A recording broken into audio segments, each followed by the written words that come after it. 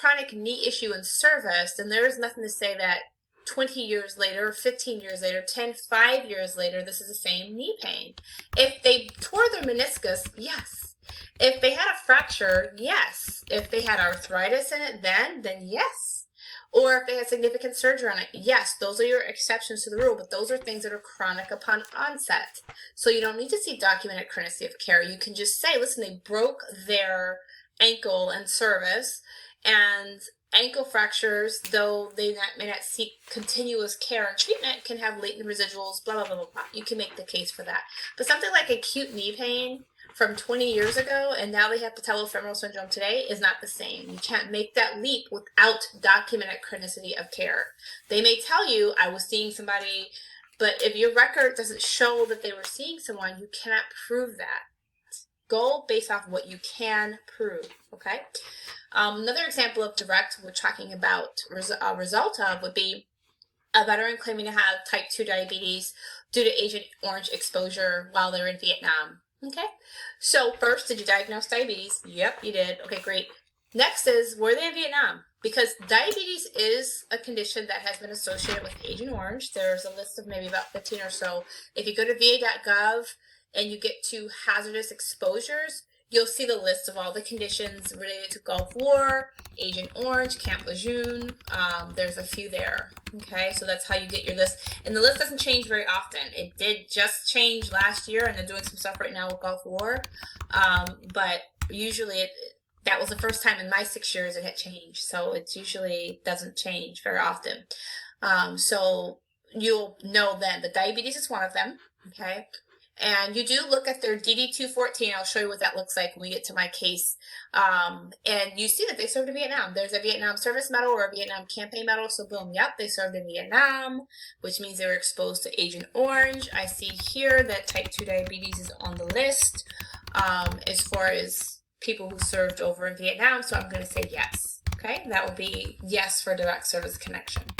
Secondary would mean that the veteran is claiming to have a condition that's secondary to another service-connected condition.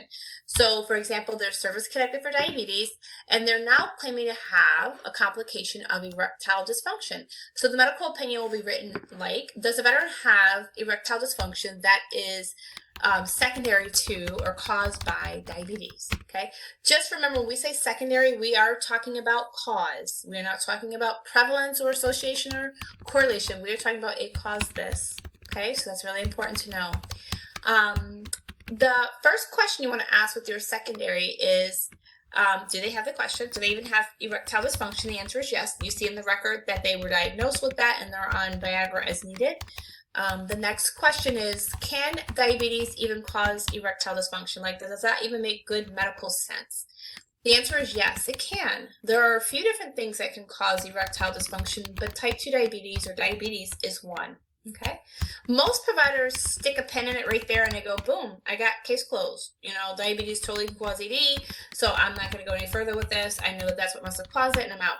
Just because something can cause something else doesn't mean that that's what caused it for that veteran. So you must go to the final step, which is, let me look at my timeline. When you look at your timeline and you see that the veteran was diagnosed with erectile dysfunction in 2001, shortly after having their prostate removed for prostate cancer, and they were diagnosed with type 2 diabetes in 2016, well, then we have a problem. It's no way diabetes caused ED, because they had ED 15 years prior to ever having diabetes. And the likely cause is probably their prostatectomy. Okay, so don't get so wrapped up in, I know this can cause that. That's the first part. You got to know that, because if it can't even cause that, then the medical opinion falls flat there. That's it. I know flat feet doesn't cause sleep apnea, so I don't need to look at when each was diagnosed. I don't need to go further into that. It doesn't matter when each was diagnosed. This doesn't cause that. All right, that's where you end it. But when you get to where you're like, okay, this could totally cause that, now let me look at my timeline, then you go back and look at your timeline for your secondary. When you are dealing with cases where it's down in the middle and it gets split, and some of us say yes, some of us say no, look for articles to support your rationale. I had a veteran I was reviewing, a provider I was reviewing yesterday, and the claim was heart murmur. And it said that the veteran had a heart murmur that's due to the heart murmur they had in service. And he never could prove that the veteran had a heart murmur. but a cardiologist had written some sort of a statement, renowned apparently, that AFib status post ablations came from this apparent murmur or whatever it was. And so the provider really weighed heavy on that statement. I don't agree with that. You're going to see statements all over the record. Most of them are paid, okay, to say something. I'm not saying that that's what that cardiologist did. Of course not. But I'm saying do not fall prey to, well, because somebody, wrote this 30-page thing about how this can cause that, I must agree. No, review it, of course. But make sure it's credible, okay, and don't just lean on that, because the VA didn't lean on it. The VA still, after reading that 30-page document, sent it to you to ask you your medical opinion. And so I kicked it back to the provider and I said, you didn't really provide any kind of proof that AFib comes from a murmur. And they didn't claim AFib, they claimed a murmur. Where are you going with this? And he admitted that he was swayed by that cardiologist. He knew the cardiologist. He felt that the cardiologist was well respected, and so he kind of let it sway him. And I said, listen, at the end of the day, you have to get back to the VA, something that makes good sense. And so if you can't find literature that supports that, then you don't want to try to say yes to that. Remember, everything you do, you want to have a good rationale or support to kind of go behind that. So when you do need to pull an article, which is not most of the time, I do medical opinions all the time. I do not cite literature. I think it adds a lot of extra time that you don't have, that you could be spending with your family, to add articles when you don't need to. You don't need an article that shows that diabetes causes ED. We get it. You should pull an article, though, like in that case when he was talking about the heart murmur and the AFib. I was like, you're going to have to draw the dots here. I don't even know what this is. I'm not saying it's not possible, but I don't get it. So I was like, you have to pull your literature. You need to go find an article that shows that, murmurs cause AFib that lead to ablations. I don't know.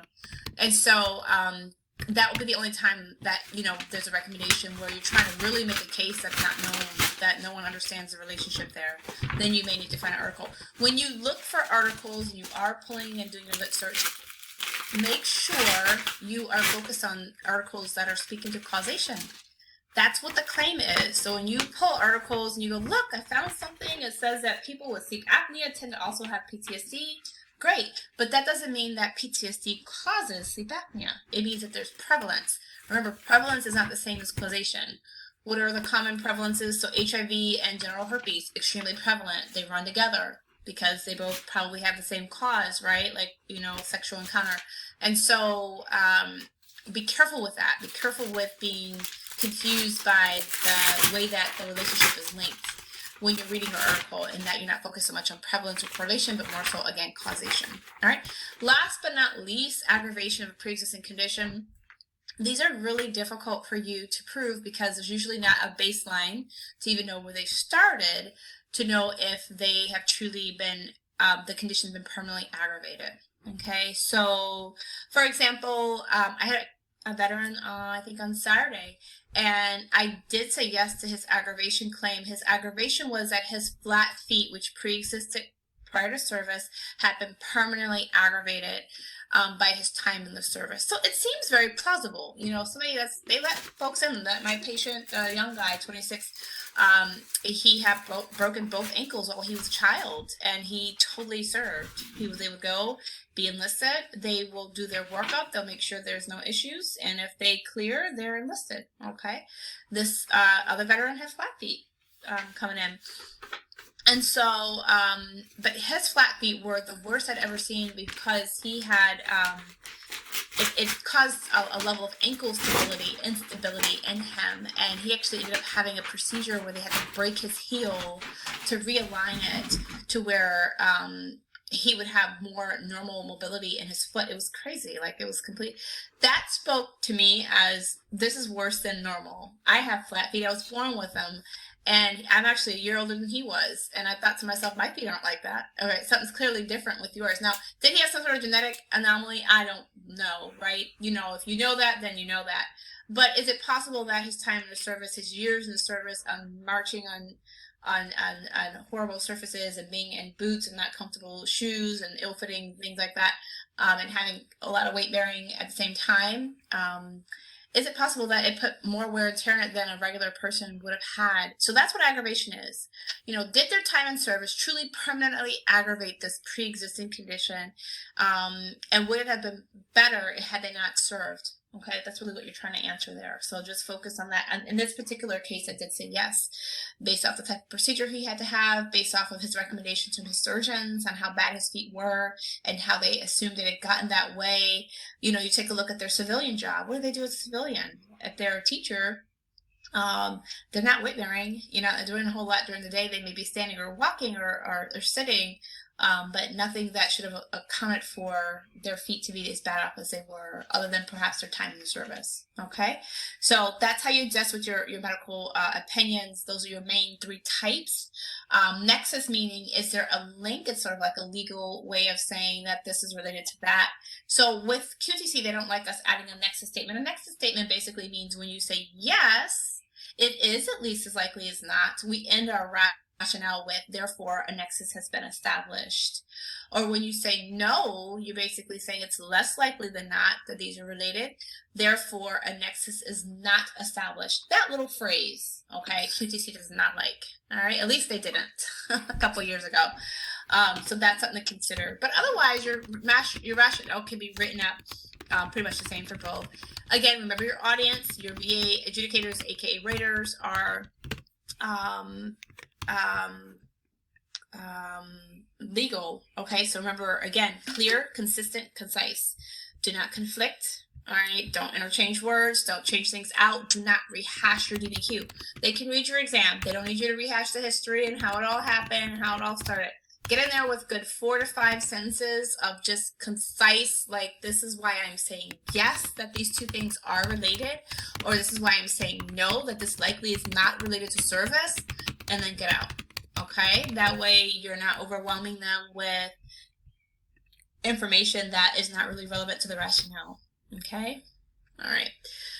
So one thing to remember when you're doing your medical opinion is there's going to be a section just above where you would give your rationale that says evidence comments. Okay, your evidence comments is really like, what evidence did you review that was relevant to why you're giving this medical opinion? So you have to put something there. You can't say NA.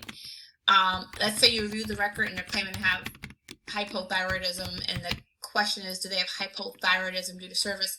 And you never even prove that they have hypothyroidism because the record was silent for that. Then you use the records that show that they don't have it. If you have the normal labs, put the page number and what that is. And if you show where there are tons of documents where it says veteran denies fatigue or denies anything or whatever, you may use that. Okay, you don't have to cite every single page you reviewed. Pick your top 3 per claim and then stick it in there.